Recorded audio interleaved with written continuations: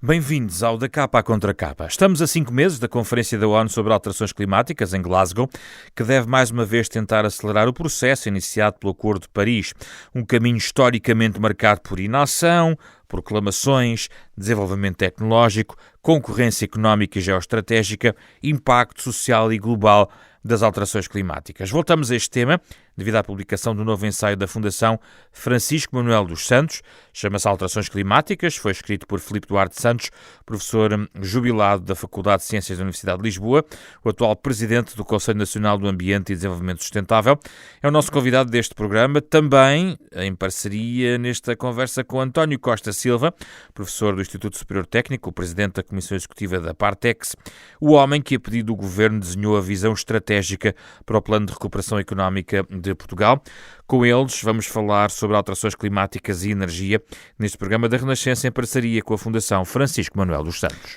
Bem-vindos, professor Filipe Duarte Santos, professor Costa Silva. Um gosto recebê-los aqui neste nosso programa da Renascença em parceria com a Fundação Francisco Manuel dos Santos. Professor Filipe Duarte Santos, o seu livro retoma as suas teses de sempre e também olha já para algumas das dimensões relevantes do desafio das alterações climáticas. Das muitas conversas que ao longo destes anos tivemos sobre esta matéria, deste debate, gostaria de olhar um pouco para a energia e por isso também convidámos o professor Costa Silva para estar connosco. É, de facto, a área-chave no desafio às alterações climáticas, resolver as questões na arena da energia, professor Filipe Duarte Santos? Sim, eu penso que sim. Penso que a nossa dependência nos combustíveis fósseis, que nasceu com a Revolução Industrial e que foi extremamente positiva para a evolução da civilização humana desde o século XVIII, é a chave para resolver este problema.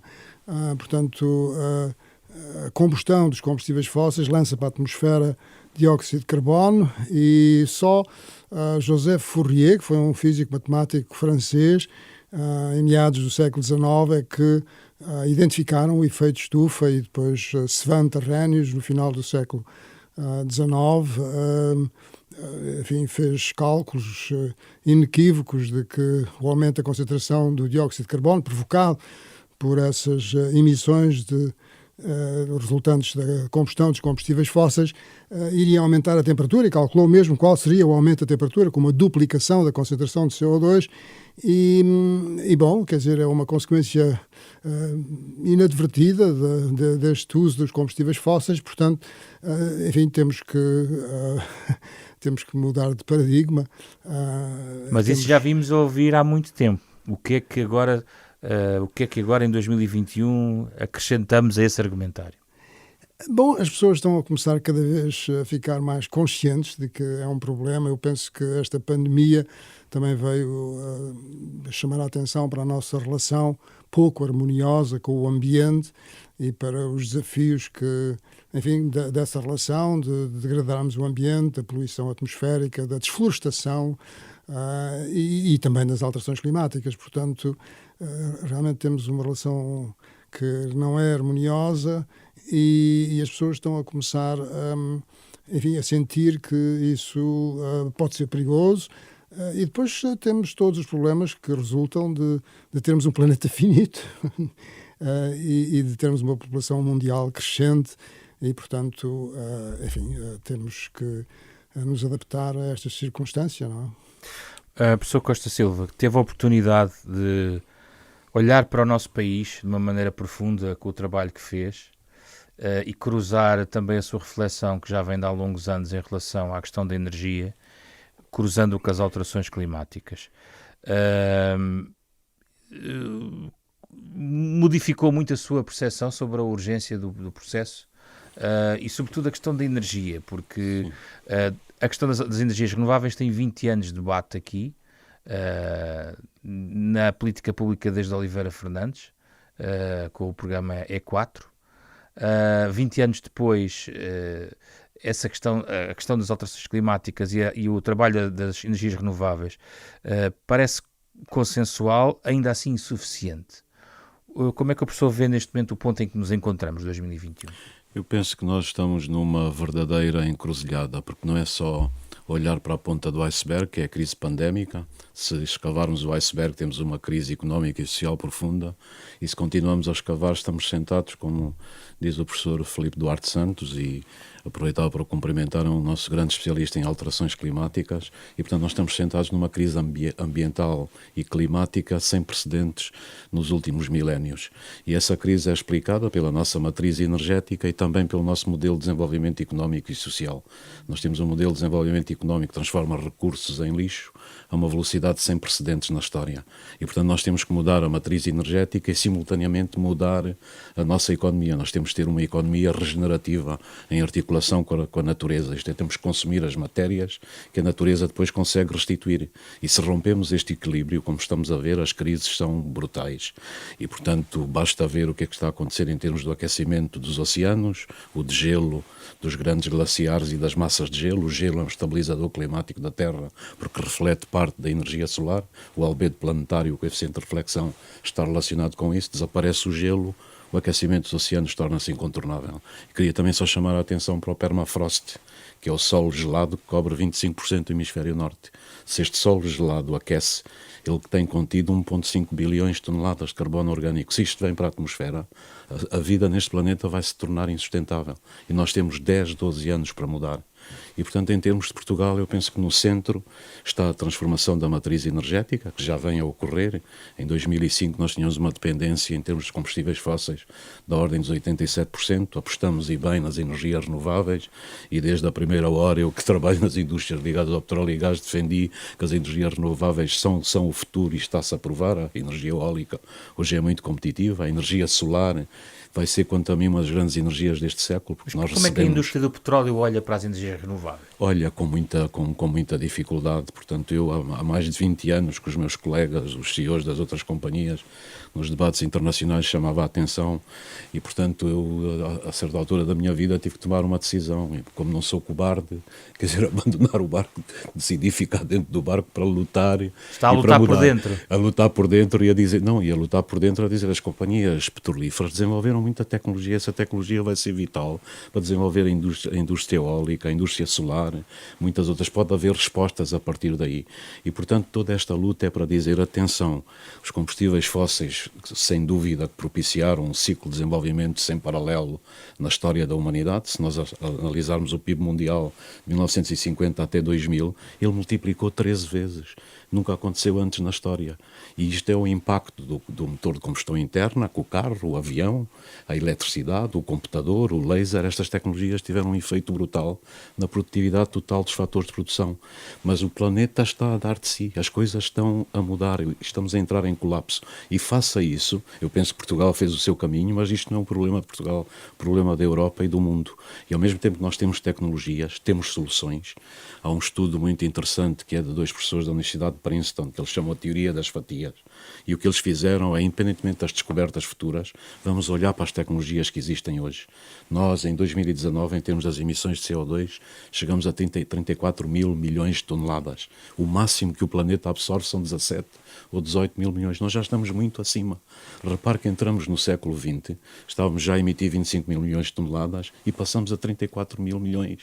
Aumentou mais de 30%, e independentemente de falarmos, de haver o Acordo de Paris, de haver as conferências. Portanto, o que é que falha aqui? Falha um sistema de governança global, falha coisas que o professor Filipe Duarte Santos aborda muito bem no seu livro. Nós precisamos de um preço da tonelada do carbono que dê um sinal à indústria. Enquanto isso for regional, não for um preço global, espero que a Conferência de Glasgow chegue aí, nós não conseguimos fazer a mudança.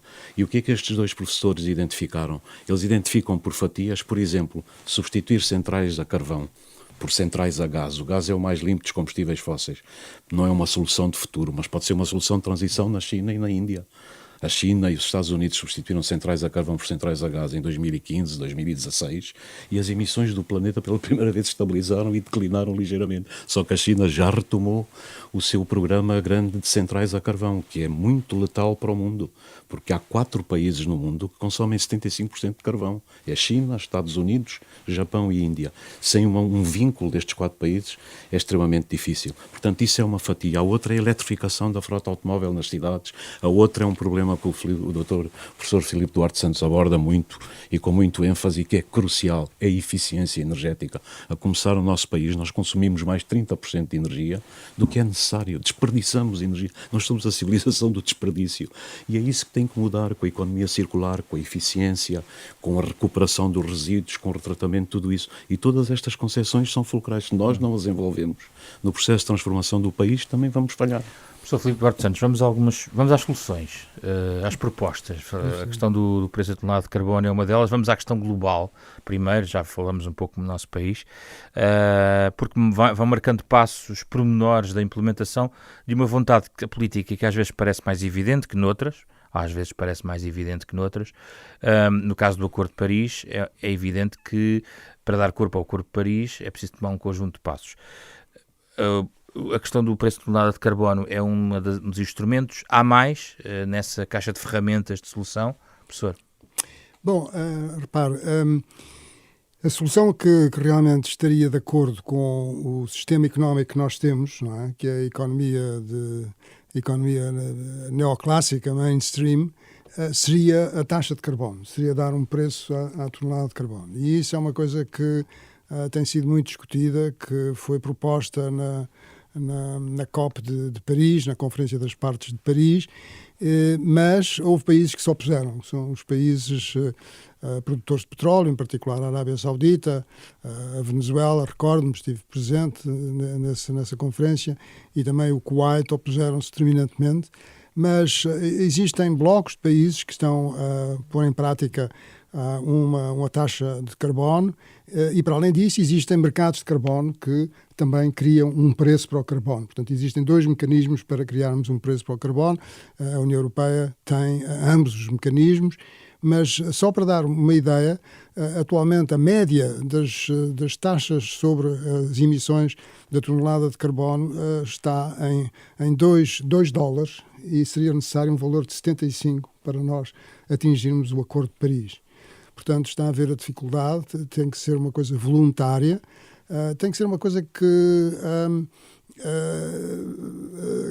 tenha em atenção que o mundo funciona, e sempre funcionou, de certo modo, a duas velocidades. Nós temos cerca de 20% da população mundial que vive em países com economias avançadas, como é o caso da União Europeia e de Portugal, e depois temos os restantes 80% da população, que são economias emergentes, em particular, como disse o professor António Costa Silva, e muitíssimo bem, aqueles países que são os maiores emissores, que são os Estados Unidos, a China, o primeiro, os Estados Unidos, a União Europeia, o Japão, etc. E portanto, isto para dizer que existem um grande número de países no mundo cujas economias têm uma grande dependência nos combustíveis fósseis. Para dar um exemplo muito concreto, pensemos, por exemplo, em Angola. Não é? E, portanto, como é que se faz a transição energética num país que tem essa dependência? E não só em Angola, como em muitos outros. Portanto, nós publicámos há pouco tempo um paper na Nature em que analisávamos a evolução das emissões dos países da OCDE e dos países que não são da OCDE. E os países que pertencem à OCDE têm emissões que estão, digamos, a convergir, não é? Para cumprir, se o mundo fosse só composto por esses países, a convergir para cumprir o Acordo de Paris. Mas os outros estão a crescer de uma forma que é realmente impressionante, corresponde aos cenários mais gravosos do IPCC. E, portanto, se não houver uma solidariedade e uma grande ajuda dos países mais desenvolvidos a todos os outros para fazerem esta transição energética, eu vejo com grande dificuldade que ela se consiga fazer. Isso é, no fundo, como a pandemia. Se não vacinarmos também o resto do mundo... Exatamente o mesmo. Nós temos um mundo a duas velocidades. Temos um mundo em que todos, enfim, em geral, aspiram aos padrões de bem-estar e de prosperidade económica que temos nos países com economias avançadas. E não podemos dizer que essas pessoas não têm o mesmo direito de ter essas expectativas para o seu futuro. Não é? E, portanto, nós, a civilização ocidental, criámos um modelo Um modelo que foi extremamente bem sucedido, como aliás nós dois dissemos, a partir da Revolução Industrial e do uso intensivo da energia, sob a forma de combustíveis fósseis, mas é necessário mudar de paradigma e é necessário atender a estas desigualdades, porque é um mundo cada vez mais globalizante, é um mundo que, de facto, as coisas que se passam, enfim, nos confins do mundo em relação a Portugal, por exemplo, influenciam-nos, não é? Portanto, esse aspecto é extremamente importante. Por outro lado, é necessário terem atenção que a transição energética vai ser difícil. Vai ser difícil também do ponto de vista tecnológico, porque exige certo tipo de materiais, devido à intermitência das energias renováveis, que é necessário que haja a exploração mineira adequada para que isso se faça, e também é necessário que a transição energética seja, tanto quanto possível, uma transição justa, isto é, que tenha em atenção todos os problemas das pessoas que... Para dar um exemplo concreto, na China existem 1,3 milhões de pessoas que são mineiros, nas minas de carvão.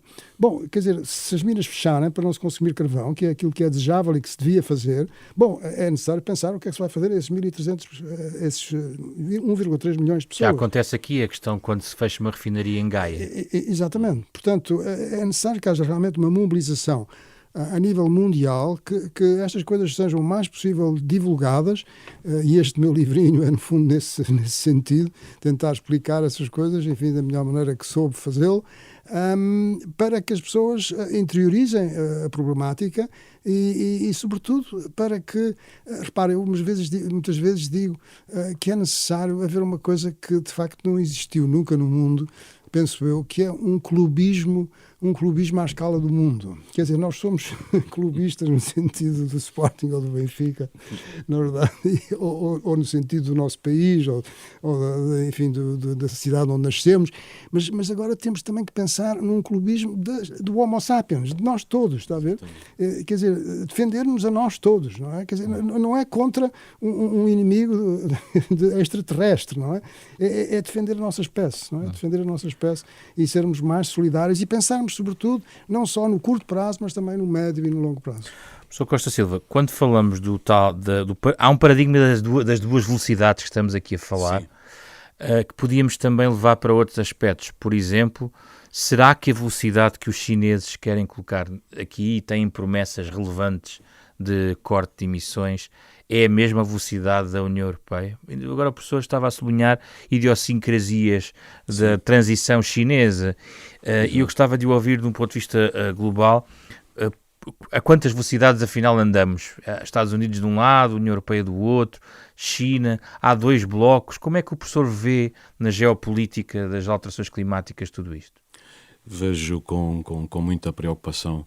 O professor Filipe Duarte Santos disse, e bem, nós precisamos de um clubismo do Homo sapiens, um clubismo da espécie humana para atacar em conjunto os problemas. O que é que vemos? Esta pandemia colocou as duas grandes superpotências num caminho de hostilidade crescente e, portanto, em vez de cooperarem uma com a outra, e ainda por cima os Estados Unidos, nas crises sanitárias anteriores, lideraram a luta contra as pandemias, agora vimos cada país isolado, virado para si próprio e antagonizando-se na cena internacional. E isso não augura nada de bom para o futuro. Nós precisamos de reverter esse paradigma e, a meu ver, a União Europeia aí pode ser uma grande plataforma, uma força moderadora, a trabalhar com as outras democracias. Não se trata só dos Estados Unidos e da China, é preciso trabalhar com a Índia, com a Austrália, com a Nova Zelândia, com as outras grandes democracias mundiais, o Canadá, e mobilizar aqui uma plataforma colaborativa. Nós temos que colaborar uns com os outros para fazer face a esse problema. E aquilo que o professor Filipe Duarte Santos estava a dizer da Conferência de Paris, que sem dúvida foi um passo extraordinário, e portanto a Conferência das Partes e o acordo que se criou. O problema depois é implementar o acordo. Na Conferência de Paris foi claramente identificado o fim, que é fundamental, o fim dos subsídios às energias fósseis. Repare que as energias fósseis são dominantes na matriz energética mundial. Desde 1980, mais de 80% é petróleo, gás e carvão, e cada ano o planeta gasta 400 mil milhões de dólares para subsidiar estas indústrias. E, portanto, o fim destes subsídios é absolutamente vital. Isto está ligado ao ponto que estava a colocar das várias velocidades e, sobretudo, dos países em desenvolvimento. No Acordo de Paris, foi decidido ter um pacote de 100 mil milhões de dólares para ajudar exatamente a transição justa dos países menos desenvolvidos. Aqueles países que estão hoje em trajetórias grandes de desenvolvimento, mas apostam nas energias mais baratas, no carvão e outras, e isso tem grandes consequências em termos do planeta. Portanto, no ponto de vista da geopolítica, o que é que temos aqui? E isto vai ser determinante nos próximos meses até Glasgow. Nós temos aqui um problema que é um problema global, que tem custos locais. Os custos que Portugal, a Europa adotar são custos em que os países, os governos incorrem hoje, e os benefícios são a médio e longo prazo. E os benefícios serão sobretudo também para as gerações futuras, e contabilizar isso em tempos diferentes e desenvolver um mecanismo que funcione é extremamente difícil. Mas nós não podemos esquecer que as gerações futuras não votam, que nós estamos a ter um egoísmo no nosso comportamento relativamente a essas gerações, e está ligado com um problema económico que para mim é o decisivo, é o que os economistas chamam o free rider, o passageiro clandestino. Portanto, nestes acordos internacionais há muitos passageiros clandestinos. Há países que entram, não se vinculam muito, os próprios países que dependem dos combustíveis fósseis tentam barrar algumas das decisões que são importantes, mas todos estão no barco, e os 196 que estiveram em Paris continuam no barco, mas depois estão à espera uns dos outros. Porquê? Porque eles sabem que se aderirem a isto, os custos vão ser locais e imediatos, e os benefícios talvez sejam a mais curto prazo, a mais médio prazo e a mais longo prazo. E isto é um problema político de primeira instância, só que o planeta está a dar de si. Todos os dias a gente olha para os indicadores, estamos a violar completamente o sistema terrestre. Acha que a Europa está no caminho certo, ou assumiu sempre a dianteira destes processos? A Europa, sim. Eu acho mas que tem isso, toda a razão. De certa maneira, isto não é suficiente, não é? Não tem sido suficiente. Não tem sido suficiente, mas se olhar para a Europa, nós temos que ser justos. Por exemplo, nas 2 décadas deste século, a Europa diminuiu as suas emissões de CO2 em mais de 20%. E, ao mesmo tempo, a economia continua a crescer. Portanto, isto é a demonstração clara de que é possível. As questões climáticas não são inimigas do desenvolvimento económico. Temos é que ter um modelo de crescimento económico que seja regenerativo e que se baseie fundamentalmente na economia circular. Repare que nós somos uma civilização que transforma resíduos em lixo a uma velocidade sem precedentes. Há um estudo muito interessante do US Geological Survey que mostra que, em termos percentuais, nos últimos 50 anos, nós estamos a consumir hoje 618 vezes mais petróleo que há 50 anos atrás, 1000 vezes mais gás, 756 vezes mais níquel, 1500 vezes mais bauxite. Isto não é possível. E o que é que a União Europeia tem feito? Eu penso que tem dado passos muito importantes. O último foi o Plano de Ação para a Economia Circular. Repare que na União Europeia nós, cada ano, produzimos entre 3 a 4 mil milhões de toneladas de lixo. Se fizer as contas, cada um de nós emite ou gera lixo por ano de 6, 7 toneladas. Só que cada um de nós se vira ao espelho, como é que isto é possível? E a economia circular é começar a regenerar, a tratar os resíduos. Olhe para a indústria da moda, para o têxtil, que é também das mais poluentes. Apenas 1% das roupas velhas são recicladas. Não faz sentido nenhum. Nós extraímos os recursos, produzimos, criamos os produtos, consumimos e descartamos. E esta onda de consumismo está no centro também dos nossos problemas. Portanto, a gente tem que mudar desde logo a publicidade, que apela ao consumo excessivo. Temos que fazer muitas mudanças.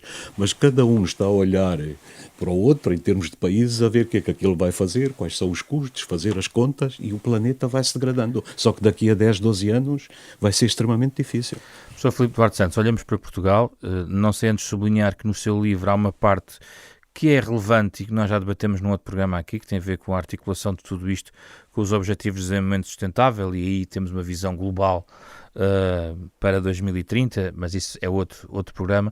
Do ponto de vista português, a aposta, digamos, na eletrificação do país, a aposta na ferrovia e também no hidrogénio são algumas 3 ideias-chave, por exemplo, das várias que estão a ser trabalhadas. Há um roteiro para a neutralidade carbónica, há planos nesse sentido.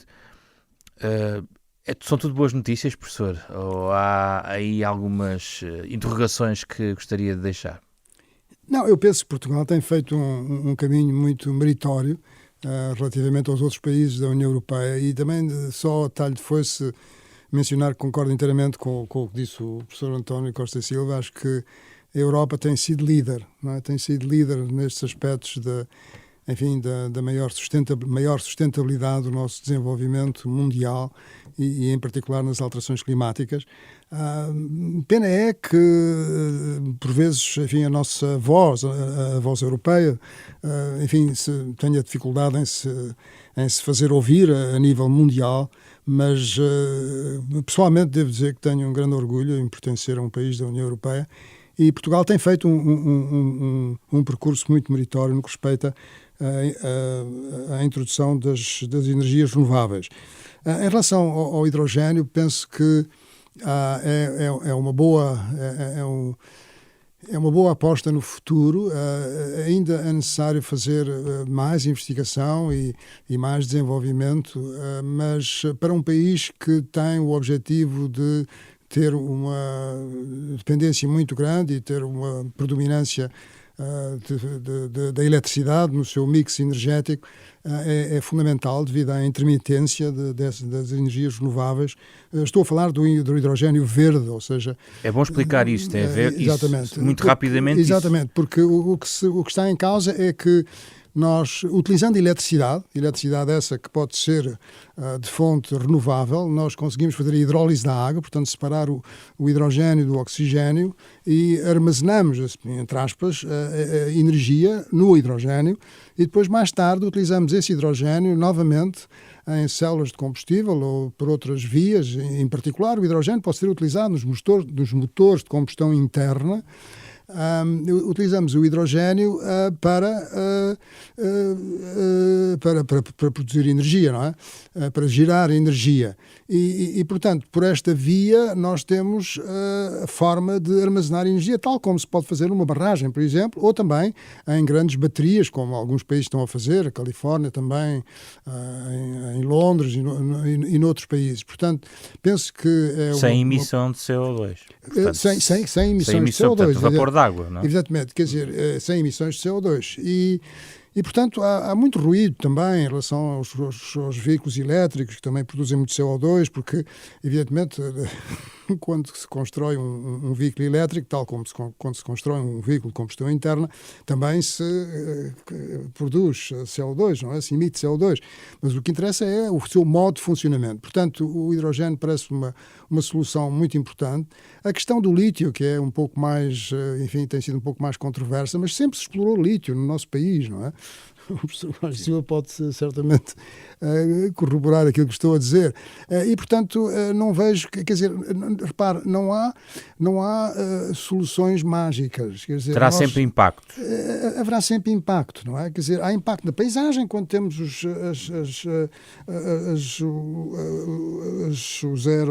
geradores da energia eólica. Sim. Portanto, nós não temos soluções mágicas.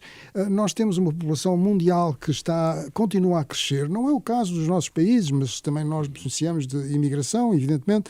Mas, portanto, nós temos que encontrar soluções que sejam as mais adequadas, mas soluções essas que têm sempre certos aspectos em que gera aquele sentimento, não, not in my backyard, não no meu quintal, façam isso lá longe, mas não aqui. Mas quer dizer, temos que aceitar estas coisas, temos que olhar para uma forma objetiva. E aquilo que por vezes considero muito importante é que o nosso mundo tem hoje em dia uma complexidade muito grande. Quer dizer, as questões de reciclagem, da economia circular. Mas então há aí um problema de comunicação com as populações, professor? De comunicação e, sobretudo, de literacia científica. Tem que haver um mínimo de literacia científica para que as pessoas percebam as coisas. Caso contrário, é extremamente difícil. Nós vamos hoje em dia à internet e ouvimos discursos completamente díspares. Mas tudo bem, quer dizer, não é isso que eu estou a pôr em causa. Agora, é necessário que as pessoas tenham uma bagagem suficiente para ter o espírito crítico necessário para saber aquilo que é realmente possível fazer, não é possível fazer, aquilo que é necessário fazer, aquilo que é bom para a sua geração, aquilo que é também importante para os seus filhos e para os seus netos, e, portanto, temos que ter uma certa bagagem para podermos compreender a complexidade do que temos pela frente. Vamos fechar então com a reflexão do professor Costa Silva sobre a questão do lítio e do hidrogênio sobre esta matéria, professor. Sim, eu estou basicamente de acordo com o professor Filipe Duarte Santos, que colocou muito bem essas questões. A questão do hidrogênio é o gás mais abundante no universo. não será tanto na Terra, mas é o gás mais abundante do universo. É ele que está na base do mecanismo de energia das estrelas. Nós só temos luz do Sol porque há fusão nuclear todos os dias entre dois isótopos de hidrogênio, o trítio e o deutério, e portanto ele está na base desse mecanismo, e é importante ter em consideração que o hidrogênio é um gás muito versátil, quer dizer, ele pode servir de backup às energias renováveis. O fenómeno da intermitência que o professor Filipe Duarte Santos acentuou pode, de certa maneira, se nós desenvolvermos a fileira do hidrogênio, ele serve de backup. Ele pode competir na mobilidade. Atenção que os carros elétricos são uma solução muito competitiva, por exemplo, para o tráfego nas cidades, mas quando falamos dos caminhões que percorrem 1.500, 2.000 km por dia, as soluções elétricas aí já são mais difíceis, porque as baterias são extremamente onerosas. E aí vão ter que continuar no ciclo do combustível fóssil?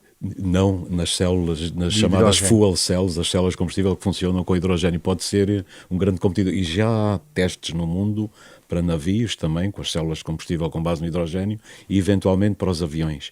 E, portanto, o que eu penso é que o país faz bem em apostar, deve apostar de uma forma faseada, porque há 4 grandes tecnologias para produzir hidrogênio. Uma é a oxidação parcial, outra é a reformação a partir do gás natural, por exemplo, do metano, que é CH4.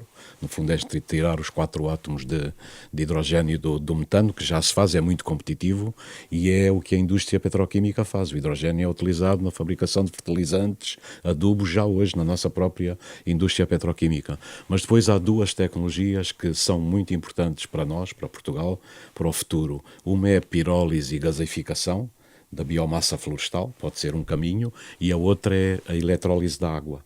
E a eletrólise da água, hoje os preços ainda são 4 a 5 vezes maiores que os preços das tecnologias convencionais, sobretudo a reformação a partir do gás natural. Mas tudo isto está em desenvolvimento. Basta ver o que é que se passa com a energia solar. As pessoas dizem que a energia solar é cara. Nos últimos 7, 8 anos, como o professor Filipe Duarte Santos documenta aqui no seu livro, a redução é extraordinária. São hoje extremamente competitivas. E vai-se passar o mesmo com o hidrogênio. E depois o hidrogênio tem uma grande capacidade também como no sistema de armazenamento. E quanto a mim, o armazenamento é o que vai definir... É a chave, não é? É a chave. E o lítio... Sim, o lítio, já vou falar só para fechar a questão do armazenamento. O armazenamento da eletricidade a grande escala vai ser talvez a grande descoberta deste século. Já temos vários sistemas, mas quando isso ocorrer, a eletrificação da economia vai acontecer. Sobre o lítio, eu penso que o professor Filipe Duarte Santos dá dados muito interessantes no seu livro. Se nós olharmos para um carro elétrico, metais como o lítio, como o níquel, como o manganês, como o cobalto, a quantidade desses metais que são necessárias são maiores que nos carros convencionais, porque tem a ver com as baterias, tem a ver com o funcionamento do sistema. Portanto, é uma ilusão romântica a gente pensar vamos ter uma civilização tecnológica avançada e que vamos ter carros elétricos sem ter o mínimo de abastecimento destas matérias-primas que são fundamentais. O que é que eu defendo? É a combinação entre a economia circular. Se nós tratarmos todos os resíduos dos carros, dos equipamentos que temos na União Europeia, podemos recuperar entre 25% a 30% destes materiais estratégicos e combinar também com desenvolvimentos, como os projetos de lítio, desde que eles sejam feitos de acordo com as regras, minimizando o impacto ambiental, e isso é absolutamente indispensável para o futuro. Eu queria só terminar referindo uma coisa: nós não podemos ter indústria eletrónica também de alta precisão sem terras raras. E o que aconteceu há pouco tempo atrás entre a China e o Japão, quando houve um diferente nas Ilhas Senkaku, os japoneses capturaram um barco de pesca chinês, a China exigiu a devolução do barco de pesca, os japoneses não fizeram isso, e o que é que os chineses fizeram? Interromperam a exportação de terras raras para o Japão, que são os lantanídeos, o neodímio e o dispródio. Sem isso não podíamos estar aqui a falar. Não há computadores, não há telecomunicações, não há uma civilização avançada sem estes materiais. E a China domina mais de 90% destes materiais. Na União Europeia, felizmente, agora estamos a dar alguma atenção para não termos uma dependência grande do exterior, e é por isso que o projeto de lítio faz sentido, desde que se respeitem as populações, haja literacia científica, haja comunicação, haja debate, porque pode ser uma nova fileira de criação de riqueza, ainda por cima numa tecnologia que vai ser vital para o futuro. Muito Muito obrigado, Filipe Duarte Santos, António Costa Silva, obrigado pela vossa presença. Falámos sobre alterações climáticas, o ano decisivo que vai nos levar à Conferência de Glasgow, de novo, para que os Estados-membros das Nações Unidas, no fundo, tentem de novo encontrar entendimentos para o combate às alterações climáticas. Tema com base neste novo livro de Filipe Duarte Santos, editado pela Fundação Francisco Manuel dos Santos, parceira da Renascença, neste Da Capa à Contracapa. Pode ouvir de novo este programa nas plataformas digitais de podcast. O genérico original é de Mário Lajinha. Este programa foi feito com Rui Glória, André Peralta, Ana Marta Domingos e José Pedro Frazão. Regressamos na próxima semana com um outro tema.